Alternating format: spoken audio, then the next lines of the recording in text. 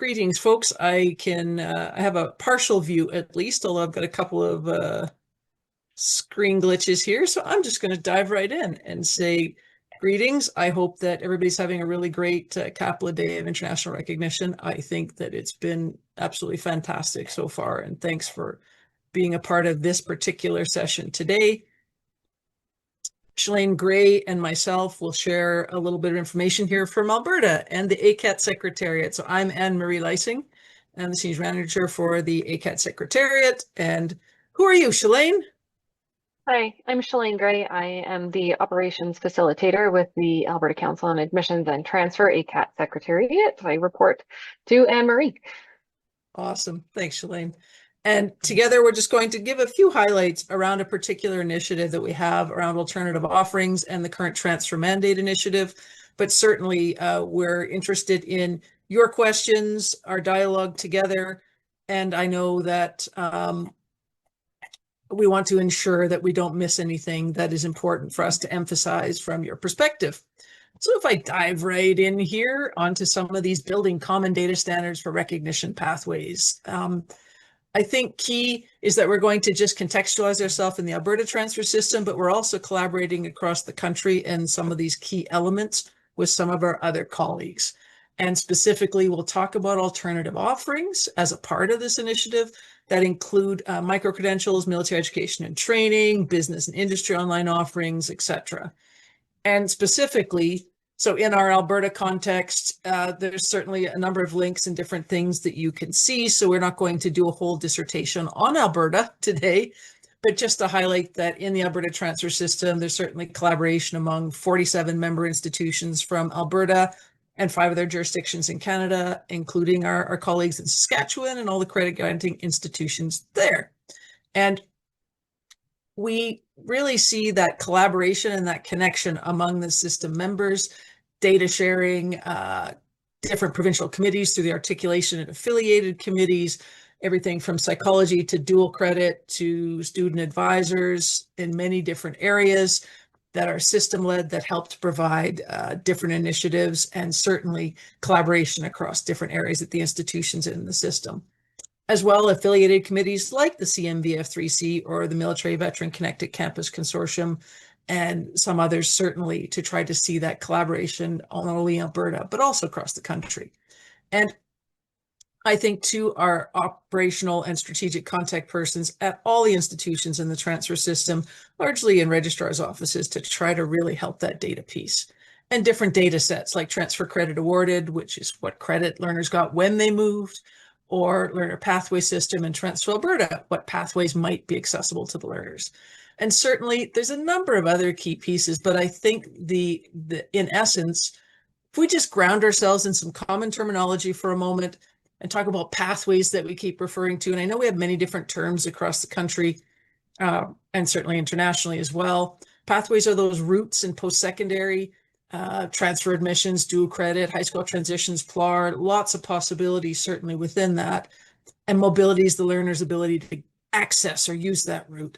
And recognition of prior learning can be formal or informal. Formal like transfer credit and credential recognition, or informal, such as structured non-formal learning like military education and training or business and industry, or like work experience or other forms of less formal but equally important background as well in the PLAR world. And we come to this from Alberta and the search tool for Transfer Alberta, where learners can access data of pathways they might be able to travel in transfer and also high school transitions.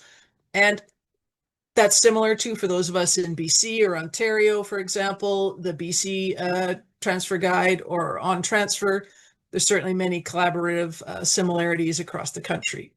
And so in increasing some of the data here, there are opportunities to have pathways expansion, because as you've seen in many of the sessions, certainly in the dialogue today, which has been fantastic, there's many forms of education and training, and trying to see those career and education pathways in the system, both formally and informally, is also a key part of this new initiative. And contextualizing us for just a moment, that the mandate direction that we currently have is to work with adult learning providers to expand online access to high quality transfer credit opportunities for introductory level courses, and working with our institutions and other stakeholders to say, what does that mean? How do we best bring that to life as something that is needing to be done over the next 3 years as a key growth initiative for transfer and other types of pathways and mobility in Alberta, and also in our collaboration with other jurisdictions as well. And you will see more types of learning providers like business industry, like Canadian Armed Forces, etc., as well as sharing of alternative offerings as we're referring to them. And that's a key piece that we're just going to give an example of right now. You've certainly referred to courses in your worlds, right, in post-secondary. Then there's also programs. And now we're adding, which in programs, of course, can also include credential laddering in the transfer world, or block transfer, a number of other possibilities. And courses can include course level transfer credit. Again, just some key pieces of familiarity. Alternate offerings is this new piece that we wanted to reference today for us, as think of it as a third type of programming or offering, which can include your micro-credentials for credit or non-credit, online offerings, business and industry, training academy for fire training, can look at other credentials from organizations such as CANDO for Indigenous credential recognition, etc., and military education and training such as from the Canadian Armed Forces. And updates to data and tools and different things to really help to bring that to life. And overall, just expanding transfer pathways that learners can access ahead of time, similar to some of the initiatives that you may have heard of also through Thompson Rivers University and BCCAT Credit Bank, or also looking at on transfer and some of the different PLAR and credit initiatives they have, trying to work right into the system itself in Transfer Alberta for learners, additional pathways, having non-credit and credit playing nicely in the same sandbox, if you will. And specifically some of the engagement activities that are ongoing to try to help fund this in the system is really important, and to issue some institution grants, work with a working group, broader advisory committee, etc., and make changes to our tools and have additional support. And you have more information you can access, so I'm going to leave the initiative itself and all of the rest of those details, just to say that we're collaborating across the country as well as within our jurisdiction. We met with all the CATs last week and other national organizations as well. We want to continue this kind of dialogue across our province and inform it also with dialogue from many others such as yourselves. So when we take this next step, and there's certainly more information that can be found there, data standards, and specifically thinking of the draft data standards that we've also put together for alternative offerings, micro-credentials, military education and training, online learning, and how we've done assessments in collaboration, including with an Alberta Micro-Credentials Working Group, assessed many different standards and frameworks across the country and internationally related to micro-credentials, and where does metadata and other pieces take us, understanding certainly what's also going on with the CSA framework as well, and also collaborating with the CMBF3C, the Military Connected Campus Consortium that we referenced, and their Military Education and Training, or MET, working group.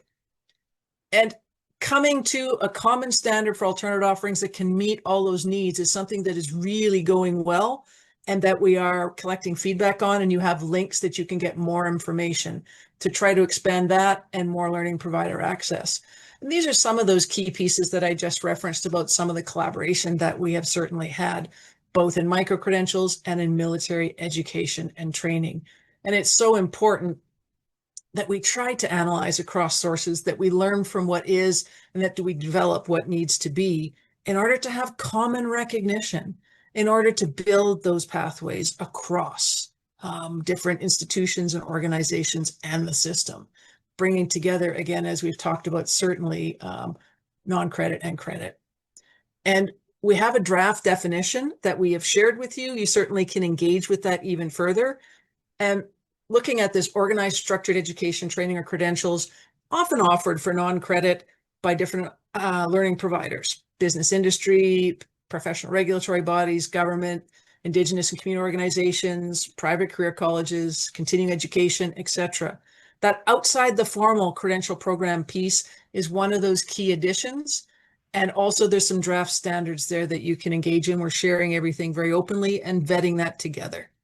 There's also a link that you can access that's provided here. And there's a QR code as well. If you wanted to say, hey, there's an example of this, and it's specific to also our collaboration with the working group for military education and training with that organization, the CMVF3C. You can dive right in there and provide some input. You can look at draft definitions. You can touch and taste and feel all of that, because collaboration and information sharing is really also a part of breaking down these boundaries to success. So on that, I know we started a few minutes late, Don, so if we can just have a couple of minutes to just bring that together. If I can just say that these are all the key pieces available, folks, and that in knowing that we're going to move forward with those updates, certainly this helps to support having common data standards and including the non-credit alternative offerings in the mix here for micro-credentials, military education training, etc. It can really support institution capacity, our collaboration as well across the country, shared scalable assessments, building that bank, learner access to more than one type of credit in a pathway, especially for that non-structured, or for that structured learning rather, and ease of consistency for both institutions and learners to access that credit. And if you were to just take a quick look at some of those links, folks, you would certainly see specifically, just one second there, the military education and training page, as well as the link where you can click on to take a look at more information. You see that example of the draft standard there. We also have one that you can click on to look at for micro-credentials as well. And both of them are summarized in that link that you would have from the slide here. Say, hey, here's some of the fields. Here's where we've had that coalescing happen to say this can work. And not only for Alberta, but it's certainly, if others are interested, it can also be utilized in that capacity to try to recognize and build some of those banks related to that and build those pathways in collaboration with the wisdom of also our member institutions in Alberta. So I think that brings it together, folks. Certainly we could get much further into the weeds, but I know there's not necessarily time for that in today's discussion. And can I just ask if there are any key questions about what we've shared here about having that draft data standard in key fields, especially for alternative offerings, and bringing that into Transfer Alberta and the core of the system? So any questions, people with hands up?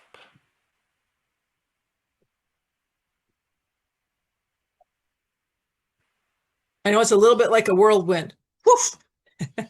For some of that engagement, for sure.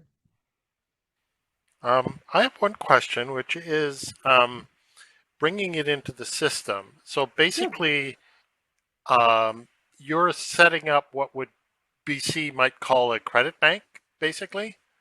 Well, we already have in Transfer Alberta certainly pathways for transfer credit in many different ways, and we already then are just adding the capacity to also have non-credit in it. So what they're referring to as a credit bank, yes, but we're not doing it as a separate system. We're bringing it directly into the provincial system for greater ease of access for the learner.